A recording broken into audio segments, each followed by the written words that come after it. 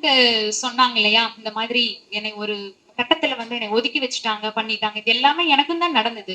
நீ அதாவது மிஞ்சி போடக்கூடாதுன்னு சொல்லி சொன்னாங்க. 2வது நாளே வந்து, "இது என்ன மிஞ்சி போட்டுட்டு சுத்துறா?" அப்படின்னு சொல்லி சொன்னாங்க. ஆனா எங்க அப்பா வந்து சொன்னாரு, "மிஞ்சி கழட்டுனீன்னா, அடுத்த அடுத்த செகண்ட் என்ன நடக்கும்னு தெரியாது. என் புள்ள இப்படித்தான் இருக்கணும். உன்னை வந்து கேள்வி கேட்கறக்கு யாருமே இல்ல." அப்படின்னு சொல்லிட்டு கழட்டுன மிஞ்சிய போட வச்சாரு. அதே மாரி சடங்கு சம்பிரதாயம் எதுவுமே என் புள்ளைக்கு பண்ணக்கூடாது. அவ அவ மேல கை வச்சீங்கன்னா, நல்லா இருக்காதுங்கிற மாரி சொல்லி தான் என்னை வந்து எங்க மாமியார் வீட்டுக்கே என்னைய வந்து அனுப்பி வச்சாரு.